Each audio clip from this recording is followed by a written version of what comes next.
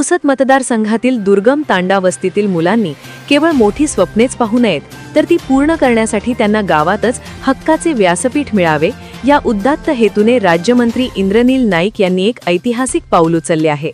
नाईक यांच्या सातत्यपूर्ण पाठपुराव्यातून मतदारसंघातील 10 गावांमधील तांडा वस्तीत भव्य व आधुनिक वाचनालय उभारण्यासाठी 2,50,00,000 रुपयांचा भरीव निधी मंजूर करण्यात आला आहे.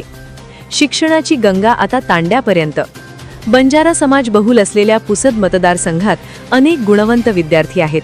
मात्र आर्थिक परिस्थिती आणि मोठ्या शहरांमधील महागडे शिक्षण यामुळे अनेकदा या विद्यार्थ्यांच्या प्रगतीत अडथळे येतात. हीच अडचण ओळखून गाव तिथे वाचनालय ही संकल्पना राबवत इंद्रनील नाईक यांनी प्रत्येक वाचनालयासाठी 25 लाख रुपये मंजूर करून घेतले आहेत. स्पर्धा परीक्षेसाठी ठरणार मैलाचा दगड. आजच्या धावपळीच्या युगात स्पर्धा परीक्षा हे यशाचे मुख्य द्वार आहे. या वाचनालयांमुळे ग्रामीण भागातील विद्यार्थ्यांना अभ्यासासाठी शांत आणि पोषक वातावरण मिळणार आहे. शहरात जाऊन राहण्याचा खर्च वाचणार असल्याने शेतकरी आणि कष्टकरी कुटुंबातील मुले आता आपल्या गावातूनच IAS, IPS आणि MPSC सारख्या परीक्षांची तयारी करू शकतील.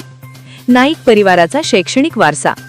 गेल्या 70 वर्षांपासून नाईक परिवाराने बंजारा समाजाच्या आणि पुसदच्या विकासाचे नेतृत्व केले आहे. शिक्षणाशिवाय प्रगती नाही, हा विचार घेऊन इंद्रनील नाईक यांनी हा प्रकल्प हाती घेतला आहे.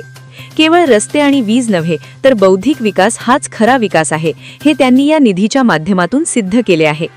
तांड्यांच्या शैक्षणिक व भौतिक विकासासाठी नाईक परिवार सदैव कटिबद्ध आहे. येत्या काळात पुसद मतदारसंघातील प्रत्येक गावात अत्याधुनिक वाचनालय विकसित करण्याचे माझे स्वप्न असून त्या दिशेने हे पहिले यशस्वी पाऊल आहे. इंद्रनील नाईक, राज्यमंत्री.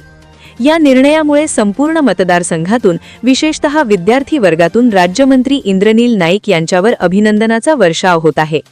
तांड्यांवरील ही वाचनालये भविष्यातील अधिकारी घडवणारी ज्ञान मंदिरं ठरतील, असा विश्वास व्यक्त केला जात आहे. वेद न्यूज चॅनल पुसद.